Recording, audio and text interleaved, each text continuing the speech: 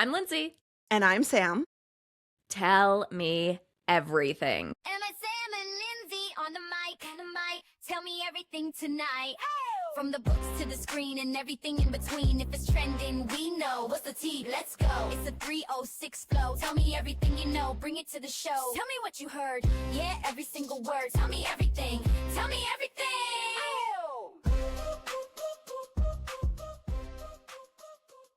I have been very excited to have this episode for a while. She was on my list before we even really knew that there was a list.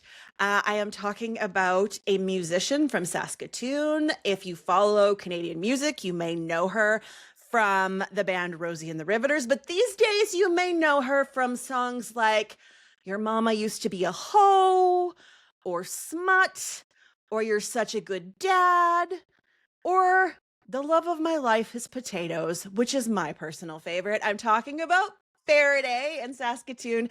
Thank you for being here. Awesome. I'm excited to chat. Okay, so first things first, I need to ask you, do you make up songs in your home by yourself before you decided to actually start recording these things as you're doing general tasks? Well, I do have a lot of songs that I just sing as I go about day. Those don't really see the light of day. Like, yeah, of course, I'm like, like many people who'd be like, I'm washing the dishes and the dishes are so boring. I hate washing the dishes. Those don't see the light of day. Or like, yeah. Those are just like regular songs that I do. This is what I do is I usually have an idea for a song, and I actually like, because I've been a musician my whole life, it is my like nature to like sit down and write songs and really get nerdy about the craft of the whole thing. That's fair. I'm just curious if I'm the only person who sings to her pets or if that's like a universal thing. No, that's definitely. I almost think it's of our time. We're like, and you're so beautiful. I love my kitten. There's majestic panther on the wild. Those. I mean, the thing is, maybe those are the songs that I need to put out that I haven't even thought about. They resonate. They definitely They resonate. do. They do. What are you working on right now before we get into the backstory? What's percolating in Farideh's mind? There's so much going on in the world, and I think that you are this hilarious bright space on the internet that women really identify with. I was reading an article where you were interviewed not that long ago, and you said when people say I feel seen in the comments, that's what like really like it fills your cup, if you will. But so what's percolating with what's going on right now?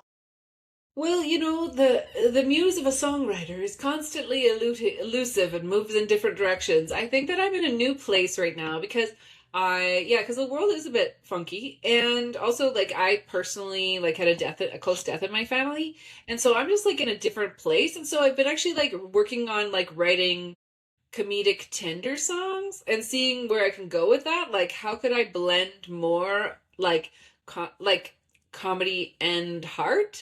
Because that's just where I'm at. But also because there's like a lot of songs that like are made by male comedic musicians that I don't really land when I do it. Like, I feel like if they're just a little too silly, people don't like. They like a little heart. And so anyway, we'll see what happens. But I'm writing songs about my dad and my husband, like more personal songs too, which is like kind of I've always written for my audience. And this is the first time I'm something a little different. Writing for yourself. Yeah. Yeah, I mean hopefully not for myself, because I did that enough in my teen years. But I hope other people like it, but who knows? If not, that's okay too. Well, all I could think about was the song that you wrote for your brother, Right. for him. So that was a key piece that kind of came into my mind. Was I was like, if it's anything like your song for your brother, it's going to be absolutely magical. Yeah, it'll still be a good roast. You mentioned your husband, and Yes. I was playing some of these songs for my husband, and the "You're Such a Good Dad" thing, when it ended with the did I mention I mowed the lawn? He actually like sat up and looked at me like almost like he felt attacked. Yeah. And he's like, we live in a condo. He's like, we don't have a lawn. I was like, but if we did, he's like, I would do that. I would do that. So how does your husband feel? I'm sure he must have a great sense of humor because he would not survive this. But do you run these past him? Are these examples of things he's done or that have happened in your house? Well, something like Such a Good Dad, of course, like when you have a new child is like when your kind of relationship really blows up and you don't even know that one of you became the default parent. And then, I mean, my husband noticed it almost immediately. Like he was, I don't know, she's probably like 2 or 3 weeks old when he strapped her to his chest and went for a walk and came home and was like, I am a god. People just came up to me and was like, holy cow, you're so amazing. Like, so we had joked about this, of course, you know what I mean? And, we'd come to a lot of understanding as we keep going. And we go in our marriage and stuff like that. So he does have a really great sense of humor. I think sometimes he meets people and he's just like, they're not all about me. Like sometimes she's writing songs about like her friends or like people on the internet. Like it's, and there's only been a couple songs that he's had a hard time with. And one of them is a song about how I want to run away with an alien cowboy, and he felt that it was a song about me wanting to cheat. He's like, well, I don't like that song. I was like, why? He's like, it's about leaving me. I was like, for an alien. He took that really personally. He took that really personal. Well, so the list song then, because that song I sent to my husband because he comes to me and he's like, it's on the list. Make me a list. And I'm like, yeah, No. yeah, full face. I'm like, you know what? I'm going to be ignorant. We don't have any fucking pens. So what do you want me to write it in? Blood? Like, it could be your blood. Your phone about getting pens?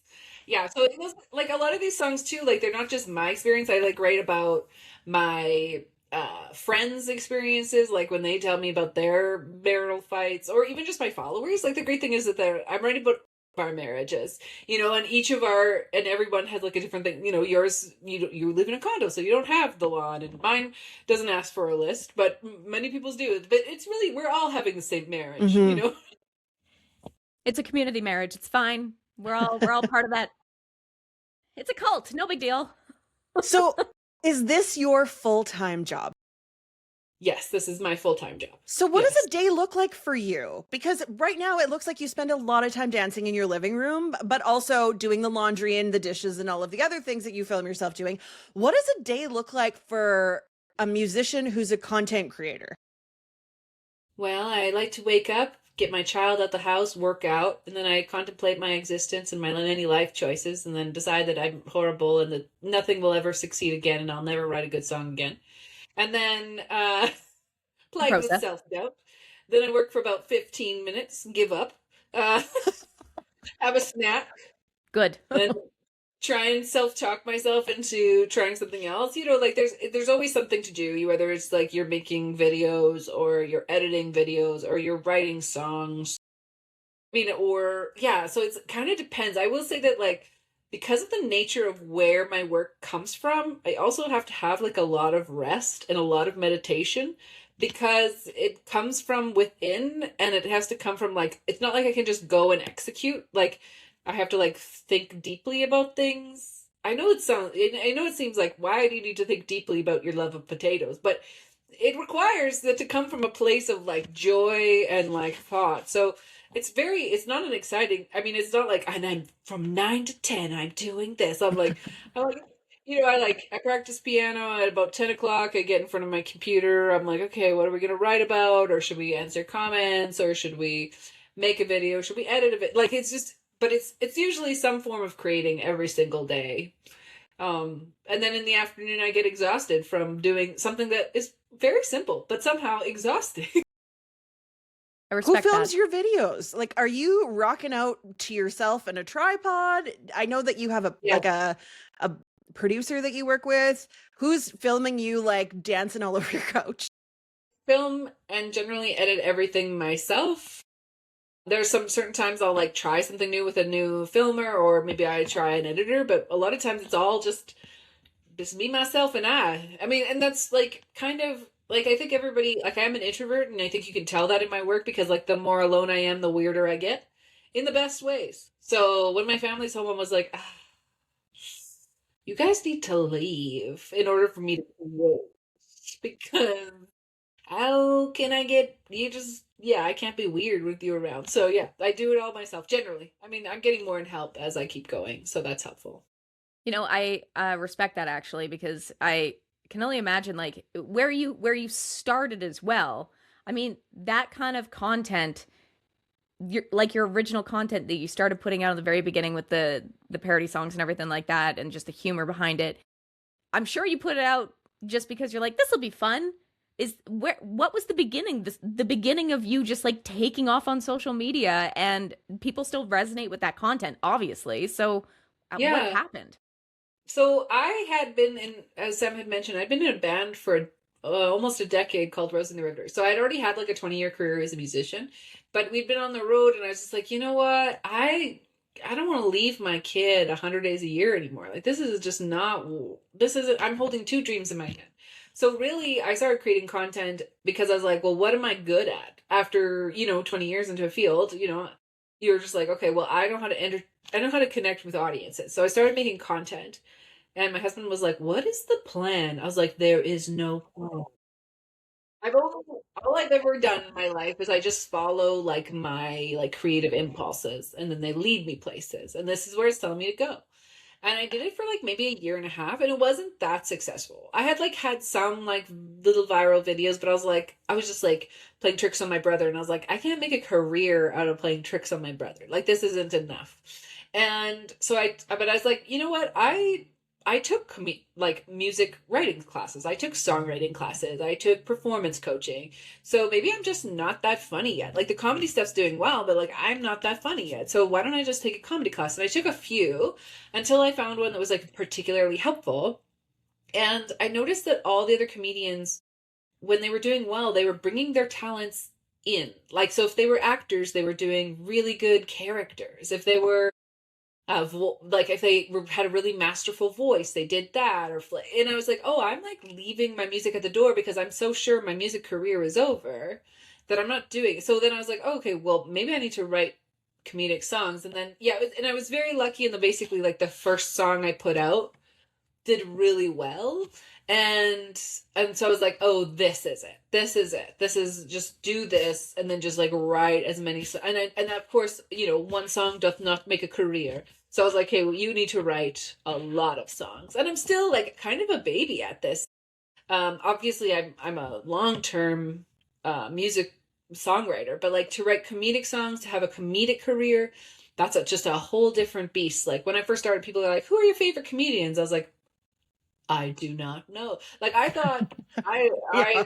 I watched comedians, and I thought they literally were coming at, even though I was a musician, I really like looked at comedians and thought they were just walking on stage and just doing stream of consciousness. Like, I had no idea they had been practicing, and that this was like a well-honed show. Even though I had honed my own show for years. I like didn't, and then I was like, "Oh, this is like they're practiced." Okay. So Me that's how I too. kind of got into it. It was a blessing. And then, but I was really blessed. Like, I think a lot back about how I was really grateful that I had a couple viral songs right out the door that made me think like, oh yeah, this is it. Because otherwise, because that doesn't really happen as much anymore. It's like I'll try a new song, I'm like, I don't know if anybody liked it, but maybe a few people did. But and it wouldn't have been enough to be like, oh, this is my thing now. If I hadn't had like a real strong reaction. What's it like taking, as radio people? I don't know. Lindsay, did you ever take an improv class? No, I just Oh, I was mama.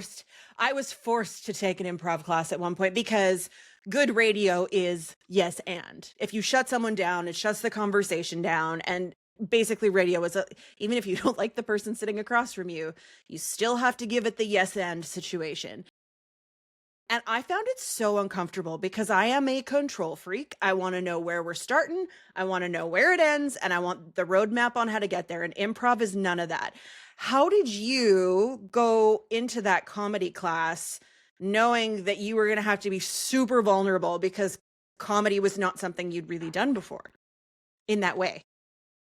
Yeah, I mean, I think that some of these comedy classes are structured enough that are, especially this one was particularly structured enough that it really helped you. I mean, it did start with like you have to fill out this like 10-page questionnaire about like what is wrong with you and like all the things that like people they're like, what do people dislike about you? Please write an essay about that so that because like that will be really great. And then they go through and being like, you need to write about this, and this is what we think. You know, you're next. And I was like, my goodness.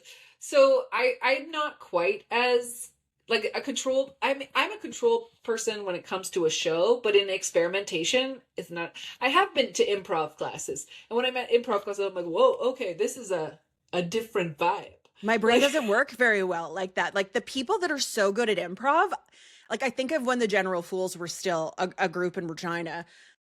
Just watching them, I'm like, how do you put on this entire performance and go from here to there? Or like, whose line is it anyway? Or those kind of Yeah. shows where they're just so funny. And my humor is self-deprecating. Like I'm not a like yuck kind of joke teller.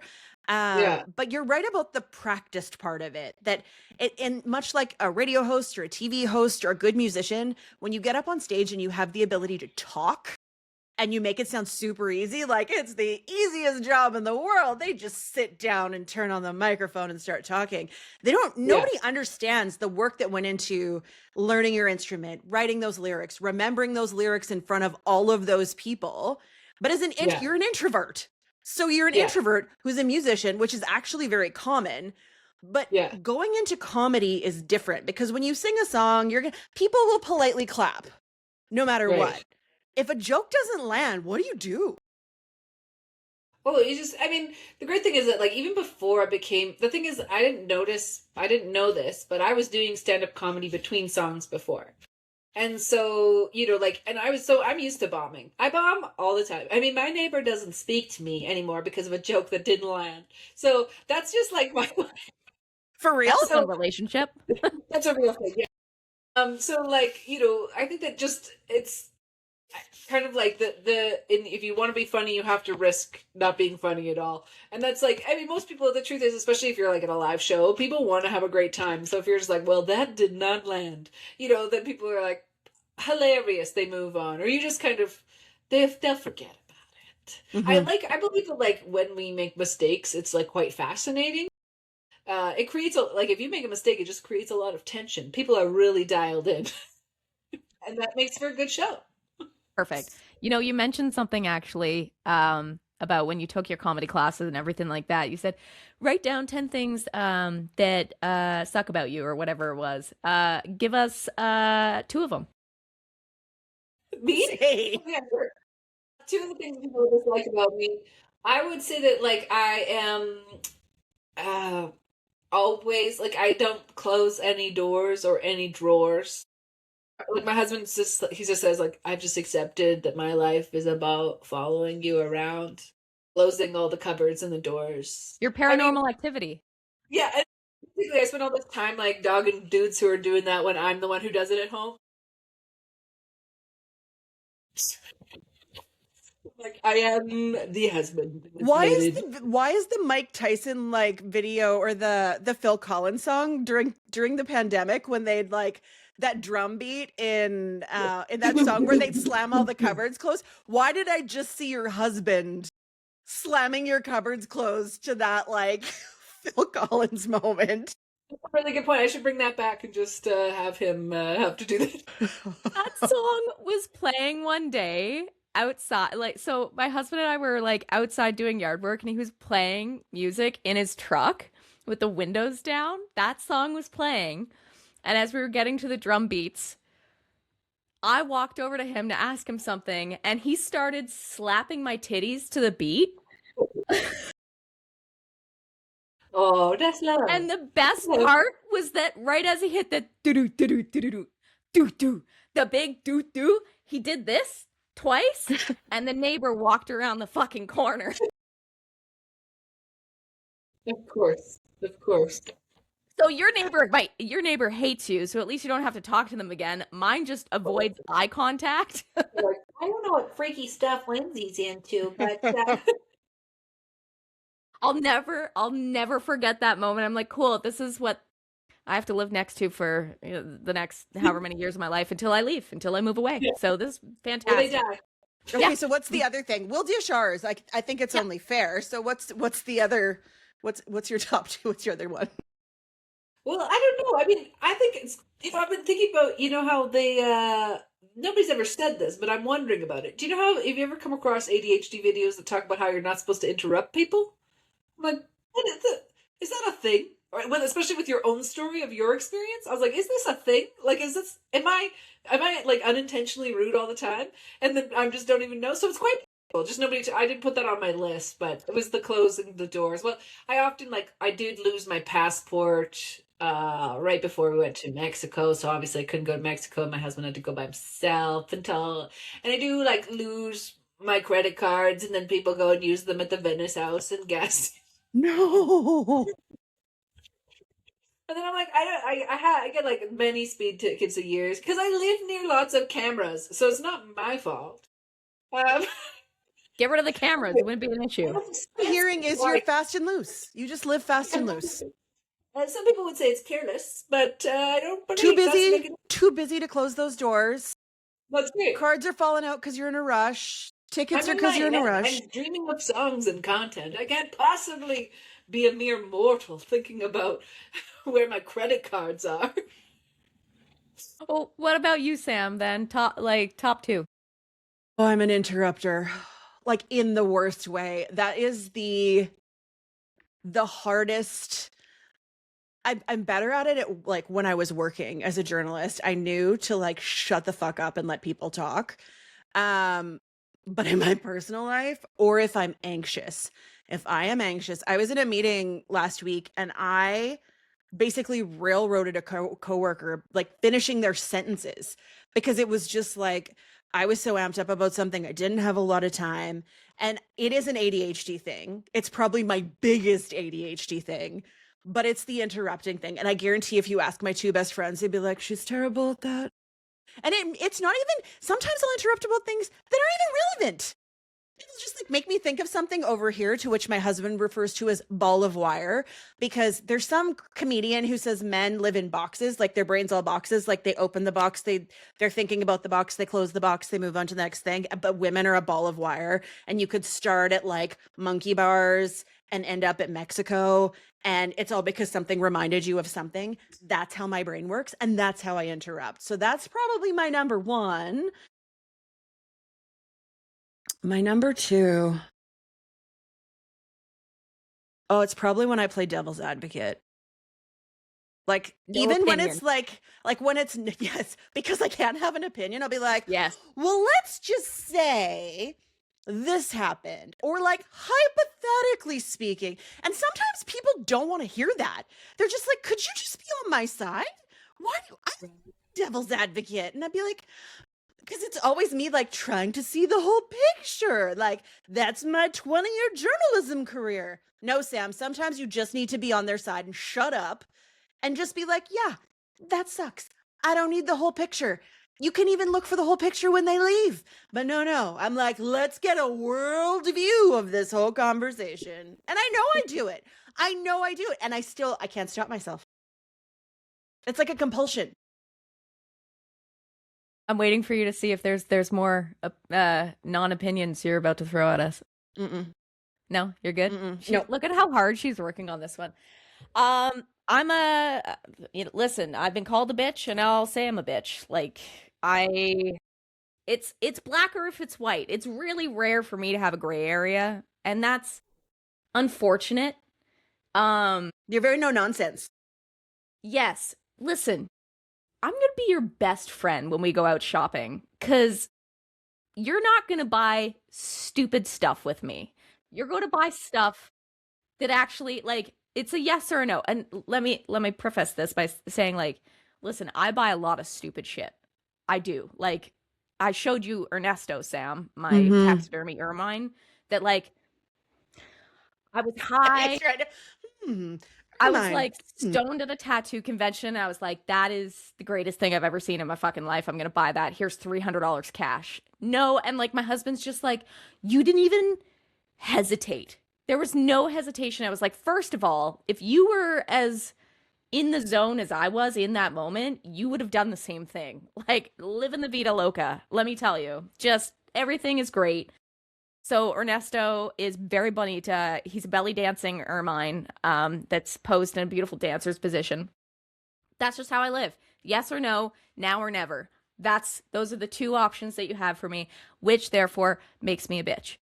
I can also attest that perhaps not. I have been told that I am too assertive because of certain situations that have happened. Some might call it aggressive.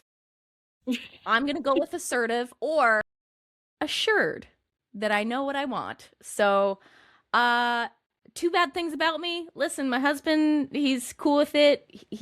It's a yes or no kind of world for him. He tries to his dad was a lawyer. So like gray He's area like, I've been is planning for her all my life. gray area is his favorite because he's like, well, as you might do, Sam, let's take, and I'm like, no, absolutely not. It's yes or no, babe. Are you in or are you out? Are we going to Mexico? Are we not going to Mexico? And don't worry, I hold on to his passport because I'm that kind of assertive. So if we ever go anywhere, don't worry, I can hold on to your passport. You won't get it lost. It'll be fine. Also did get called bossy by a high-ranking human at work in a room full of other high-ranking humans while I was running an event. To Sam's bossy, she's got this. And I went, excuse me? Like, we don't know each other well enough for you to call me bossy. But also, if I have given you the impression in 5 months that I'm bossy and our paths don't cross very often, that's probably a problem. To which I said, I am assertive. And then I went, no, I'm bossy. And I came home and Daniel was like, oh no, you're bossy. And so I'm like, you know what? I get shit done. I get shit done. I get things finished. And as someone who has ADHD and a closet full of unfinished hobbies, the fact that I get anything done is a miracle. That's right. You're making miracles happen every day. Speaking of hobbies, obviously you're making a lot of music and things like that. Do you have any hobbies that consume you at this moment or have in the past? It's just reading. Oh my God. I read a lot. I would say I'm light so far in 2026. I've only hit like 55 books. That is a very light year for me. April. Yes, but usually it should be like by this time like 100. So I'm clocking. I mean, it's a sign of my well-being that I'm not reading as much, but but like in 2024 I did read 380 books. Last year was like 280 or something. So it's going to be a light year. I'm so jealous. How do you read them so quickly? Jealous. Because you're like a book a day. Yeah. So a few things. I stop sleeping usually. I like to wake up about 5, read till 7. I usually read on my lunch break. Then I usually read as much as possible in the evening, and then I stay up, like it's just quite a few hours. So I'm usually have about 6 hours that I'm reading if you just take it away from sleep. If you just stop sleeping, Sam, that's the problem. And then I have done like a little bit of a like old reading test before, and I do have like a pretty high, like it's like it seems like I'm like 20 to 30% faster than most people. So, but I don't know what that's based on. I'm sure it's just that like. Also, I don't count the DNFs. But there's a lot of those too, because I'm like, 100 pages in, and it's a no. It's a no for me on this one. You'll go 100 pages and then not finish it? Yeah, oh yeah. I'll go 200 pages if I need to, and I'm like, you know what? It fell off the rails. I'm good. I don't even care anymore. Sometimes you read that and you're like, because for me it's all about love. And sometimes you're reading a book and then like the couple got together. And I'm like, okay, well, why would I keep reading? There's no... It's boring. I'm sure they'll kill that one. I'm done.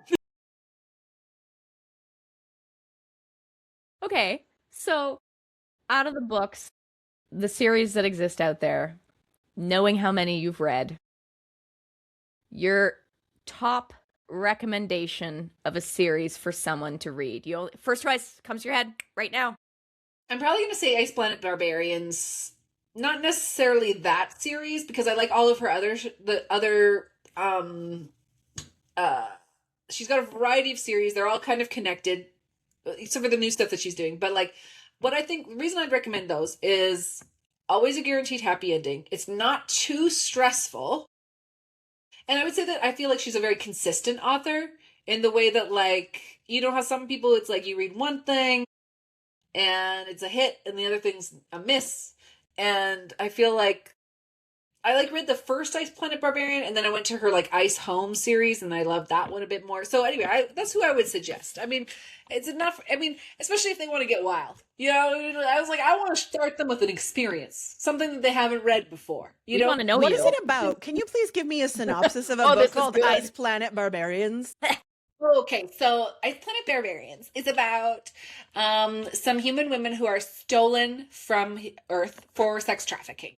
And what happens is that the alien spaceship runs out of oil and has to dump like that side of the pod away. And so then puts it on a planet and is like, we'll come back to these ladies.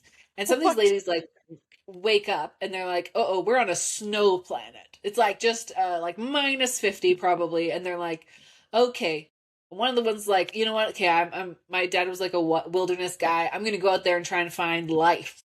And then she comes across this like giant blue man who has horns and he's got like velvet skin. Anyway, they have run out of ladies. They don't, and he's like, I do not know what this creature is, but it's a woman. And they have this like parasite that lives inside of them that vibrates when they find their mate. So he takes one look at her and his like little heart starts a purring.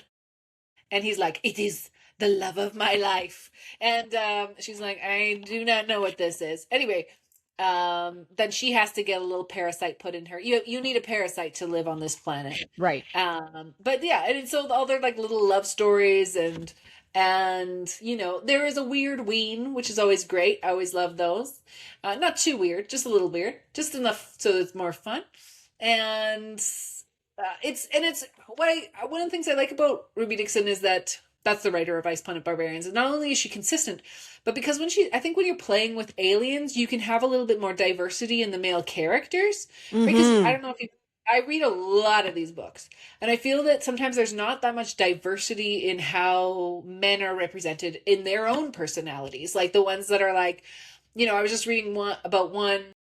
This guy's a clone, so it's a whole other thing, but it's the same. It's a Ruby Dixon. He's like very competitive because he spent his life being a clone and proving his worth by trying to be better than other clones. So then this shows up in his like trying to mate with other people or get to know other people as he's so competitive. Or there's the grumpy ones, but then there's also the soft ones or like the silly ones. And I feel like sometimes maybe if we had those characters in humans, women would get the ick by them, but because they're like big, powerful aliens, it's like, okay, he can be sweet. What's Man. one series that's like super popular that you're like, that was a total waste of my time? Oh, right. Cool. I mean, a lot of the ones that are YA, I'm just not interested in. I'm just Well, I like, can't do it either anymore. I'm just like, I'm sorry, if you're 18, I'm just like kind of a bit bored. I mean, sometimes you can change their age in your mind, but sometimes it's just too young to like get into. I'm like, yeah. What about you guys? Like, I'm trying to think of which of the ones were series. Like, there's a lot of them I just DNF, right? So I don't even remember because I was like, not for me. I have the last ACOTAR book to go. Like, there's 6 and 7 that are coming out because people were losing their damn minds. But it's such a big book that I would like start it and walk away and start it and walk away. And so it's been like a started book for me for probably a year because you've blown through I'm looking at it through the first 4. And I never thought I'd read about fairies and all of these things. Right. And as soon as I told Lindsay that I was reading these, she's like, you are speaking my language, because she loves that stuff. So Yes. I will say the one series that I do really like is Fourth Wing, because it reminds me of Hunger Games with dragons.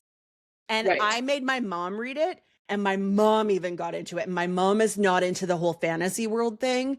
So I made my mom, and my mom hated it. did she? Why did she hate But it? I realized my mom hates romance and love, and she's just like, this is my dumb. mom read those bodice rippers, like, you know, the ones with Fabio on the cover. Like, that's what my childhood was, is my mom reading these, like, I come by this very honestly, like reading these tiny like novels with like half naked men and off the shoulder dresses, and like I don't even know what these books were about. They could have been set in current times, but they certainly didn't look that way on the But covers. you know what people are saying online is that they're trying to hunt those down because they were actually well written. So that's what a lot of people were like. Really? They're after a while, like, you know, you read enough books like myself, I'm starting to run out, and I'm like, where am I going to go for the good books? But it's like, I mean, I'll be interested. I will hunt these down, and I'm going to go look for these bodice rippers because I feel like I've done my aliens, I've done my historical romance, and I've like hit all the hits, and so like, there's a reason why those women were reading those books. Like they were supposed to, I'm told online that they were quite well written. So my mom donated all of hers to the Pascal Hospital gift shop. So if you're ever in Regina, just go for a little peruse in there because she kept every book. She's very much like reads and reads and reads and reads and reads. And she kept a list on her computer of what she's read, and she would print it out because there used to be a bookstore in Regina called Sassy Sally's Used Bookstore, and you could take books in for credit and then get new books. I wish these things still existed in this way. And she like knew the owner, and it was a whole thing, but we had boxes and boxes and boxes of romance books. Word. And so when they moved, she donated them all to the hospital for the auxiliary fund to say, but yeah, so check hospital gift shops. All right, okay, that's what I'm gonna do. I'm like, yeah, I'm gonna get these because I'm kind of at the place now where I've read so many books that I feel like I'm running out, and I know that's not like that can't possibly be true, but like the storylines feel like I've read this story even if it's not the same characters. That's right, or like especially because it's like I'm mostly reading digitally, you know, so Kindle and Libby. So I think that sometimes you can run out of books that way too. Like when I went through my historical romance, I had to order those all, and that was fine. But like, yeah, now I'm like, where am I gonna go next? And yeah, like you said, you like read them all, and then you're like, I have seen this, and then I don't know if this has ever happened to you when you like finally get a new storyline, but then the author can't keep it on the rails. I'm always feel sad about that. When I'm like, oh, this is a new storyline, but those like, the author didn't have a good editor. Sad. Lindsay, what about you? What are your Phantasma stories? I had to double check what the series was called. It's called the Hellgate Guardian series by Ivy Asher. Okay, I certainly like the author, I think. Ivy Asher, and there's another woman. What was her name? Raven Kennedy. Oh yes, Raven Kennedy. Two ladies. So the Hellgate Guardian series, I picked this up COVID at some point, and destroyed because it's there's like a full world involved with it. So Ivy Asher and Raven Kennedy have like worked together on like these books. And there's like a full Sentinel series behind it, but the Hellgate Guardian ones were my favorite because she just has a harem of men. And I was like, I love those. They're the best, aren't they? Let me tell you. Like, first time Rob walked in and like I was reading these books and I think my mouth was like hanging open a little bit while I was reading. And he's like, what the fuck are you reading? And I was like, this is good. Well, I remember, the first time I read a book like that and I was like, wait, what is happening? And they're demons. Oh my! You know what? Okay, so I have read some of their other books, but I've never read that one. So now I can't wait. That's what I'm going to do next. Yeah. Right after this. Guardian series got a whole world of books in there. Sentinel series are associated with them. So it's basically between they come up with like these people are from hell, these people are from heaven, but like there's like human mortals obviously that need to be involved with it because what good fantasy book wouldn't include like a mortal woman that is included in somewhere in there? Anyway. Right. Absolutely.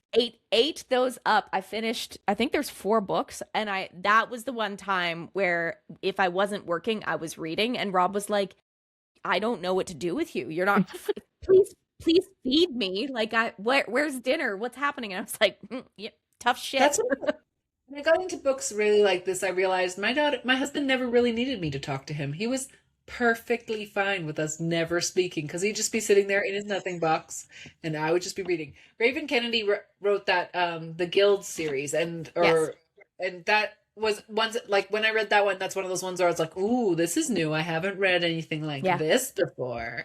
I think you're gonna like these ones then. Yeah, okay, I can't wait. Spicy. I love that you just referenced the nothing box because that's what the men living in boxes thing. Because sometimes I'll be like, I'm like, what is going on? Just living in my nothing box, and I'm like, oh, Okay, what's that Must like? be nice. Like, what is that like? I don't think I've ever turned my brain off ever. Like, it continues when No. I'm asleep. Yeah, that's right. Do you have an internal monologue? Yes, all the time. Lindsay, do you have an internal monologue?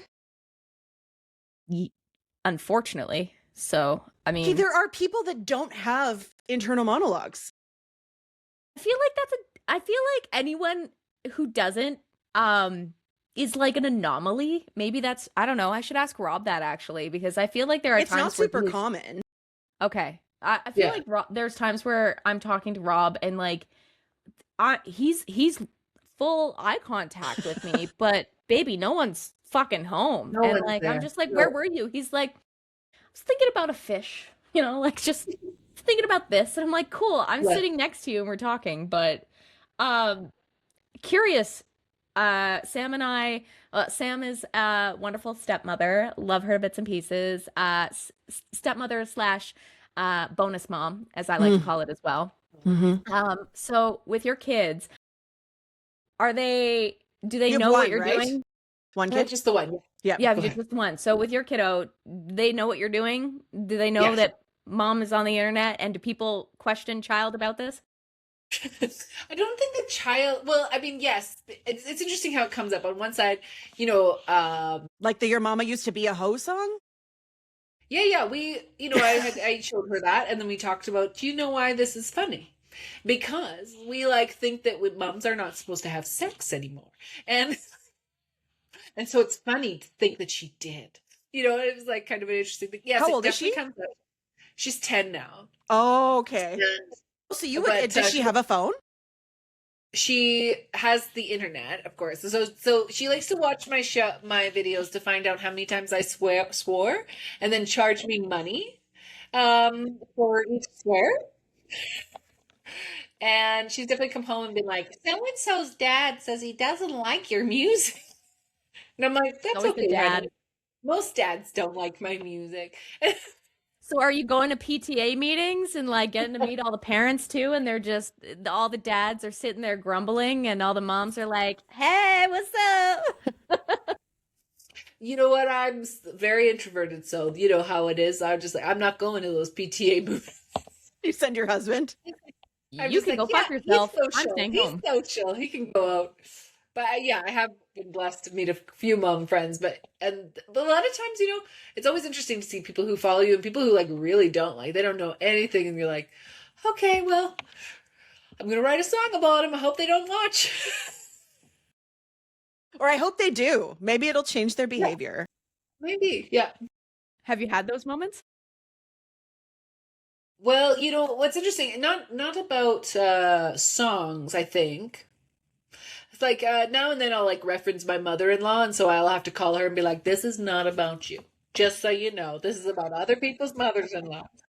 And then sometimes I will have like, if I do a talking video about like something, I have had people like think something's about them, and I'm like, oh gosh, no, that's not about you at all. Like if I had beef with you, we would have talked. Like especially in close relationships, I was like, I only talk about things that like really aren't an issue anymore. You know what I mean? Like I don't usually. Oh, I did feel bad the other day. I was talking about this boring man I met at the gym, and I was like, he was just giving me this monologue, and I was like, hope he doesn't find out that I just talked.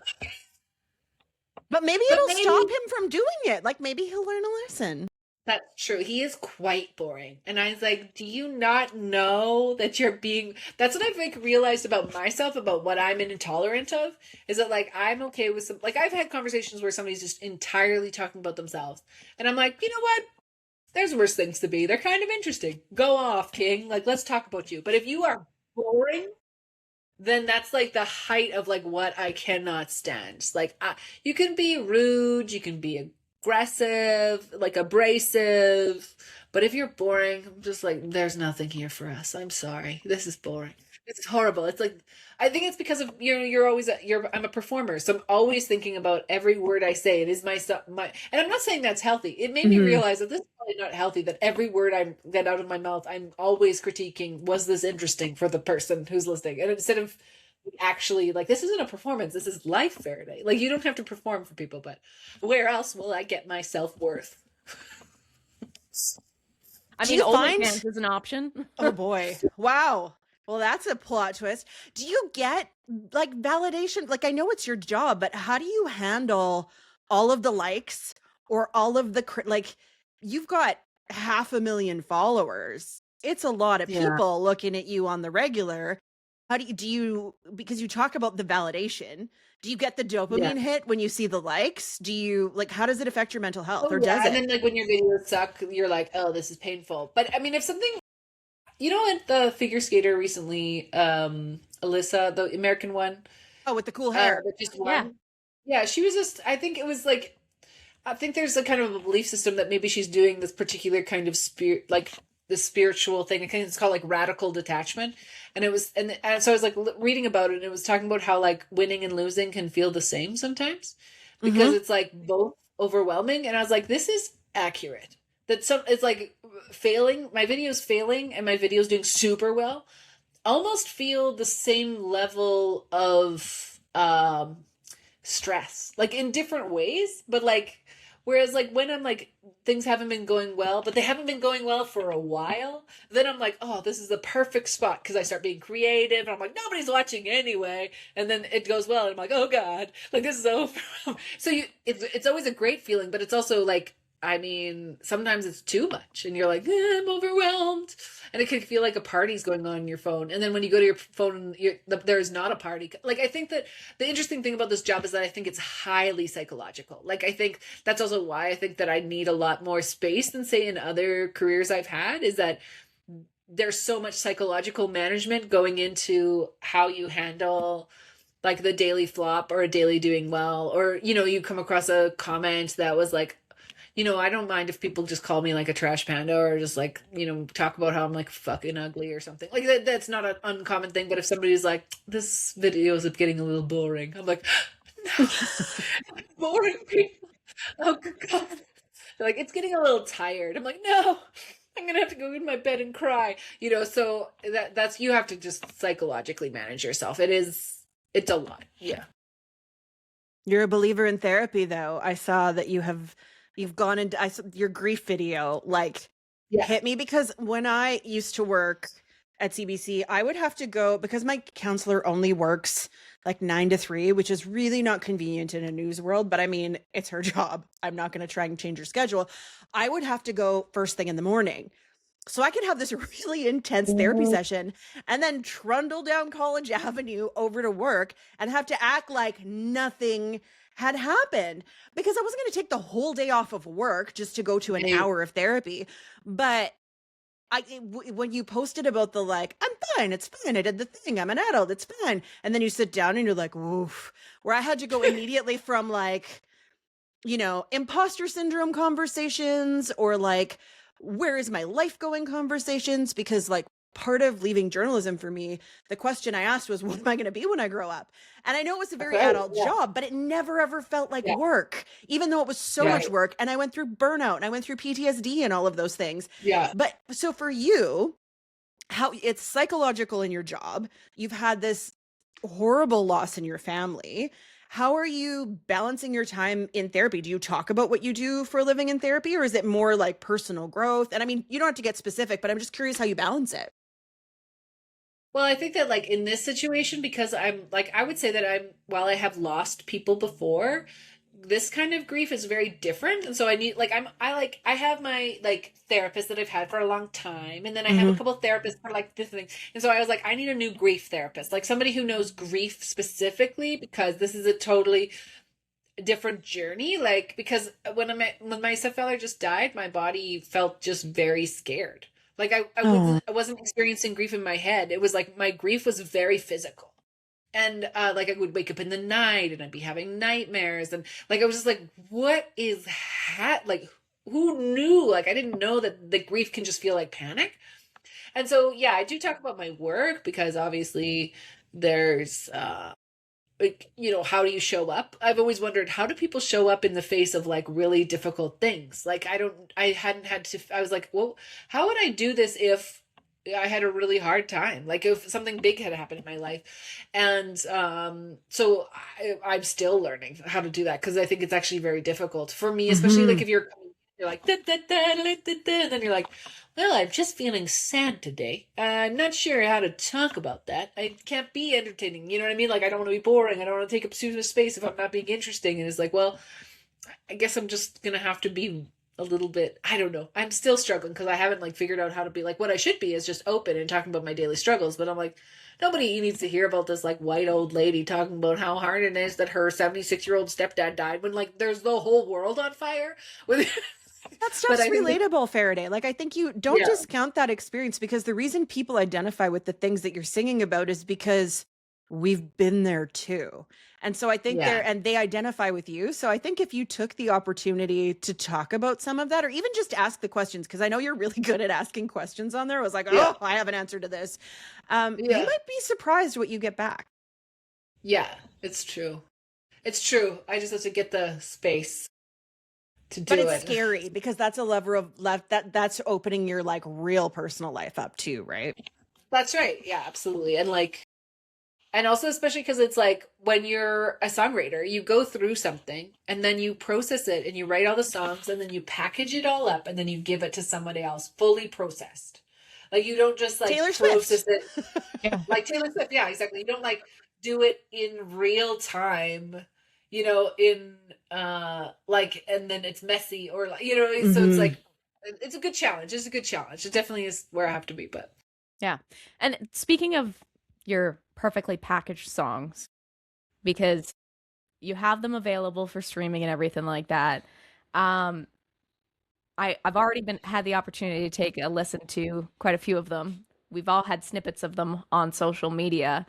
Do we have, you said you're working on new songs. Like, is there in-person songs that we can purchase, support you with? How can we get access to some more of your content? Are you touring again? When are you gonna, I know you toured last year. You did a tour? Yeah, a little bit. Yeah, you know what? So I think that I'll probably be doing that soon. I think that that's probably, sometimes I'll be like, where am I going to go with my life? And then I remember that it's really just like the songs that teach you where you're going to go. And I wrote a song and I was like, oh, this is a live song. I guess we're going to be doing a live show soon. So that's what I probably will be doing. But I'll let you know. I'm looking forward to it. We'll sit in the front row and heckle you like a good comedy show. Hecklers are the worst. They ruin the show. There have been times we were at a show in Vegas and they actually had to like physically escort someone out of the show. I was at Piff the Magic Dragon. And some guy got it. We were at the Flamingo and some guy actually like wouldn't stop yelling at him. And like security actually had to take him out. And I was like, I know he's like a short he's British, I think. Not Australian, British. Short, grumpy guy in a dragon costume carrying a chihuahua. Like, what do you have to yell at this man about? Like, he's funny just by standing there. So it was wild. But yeah, hecklers, I'm just always like, shut up. Just enjoy the show. I haven't, like, because most of my life is in music, like, I'm like, I don't think I've experienced any hecklers. So that'll be part of my journey. But it might not be, because it's like, I just play for women. So that might not happen. Do you know what I mean? Don't like, heckle. We support. We do the tiny claps. Yeah, if somebody's got a guitar, they'll be like, this is something different. I'm not like, so where are you from? I'm like, I can't talk to these people. I'm just going to stand here on the stage and I'll just do my show and maybe we'll talk, but it'll be different. Listen, if we heckle you, we'll be heckling you with love. That's perfect. I love it. So what's next for you? Are you off to read a book as you leave here? Do you have big plans for the weekend? I'm in the middle of an alien romance, and then I've got to get this Hellgate Guardians that Lindsay. Maybe I'll finish the alien book tonight and then start on Hellgate Gardens. So we'll see. Guardians, yes. You have to let me know what you think, because I will. I love a good orgy in a book, and I mean, if there's anything to leave on, I think that's it. Because of you, I did pick up a book with an ogre on the cover at a book swap. And I was like, she would have liked this. I will pick this up. Have I read it yet? No. Did I bring it home and my husband go, what the fuck? And I was like, you know what? This isn't for you. It's for me. But every time I'm reading now, he goes, you're reading smut? And then he sings the smut song. And I'm like, maybe read a smut.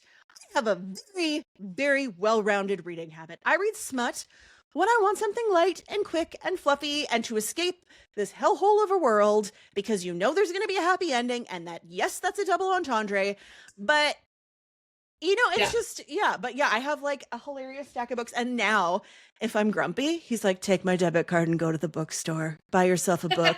So like, books are my flowers. So I can appreciate it. Yeah. Yeah. Well, I mean, you couldn't ask for a better relationship than that if he's going to let you go and take his money and buy more books. A man, we love a supportive man around here. That's right. Yes, we do. Amazing.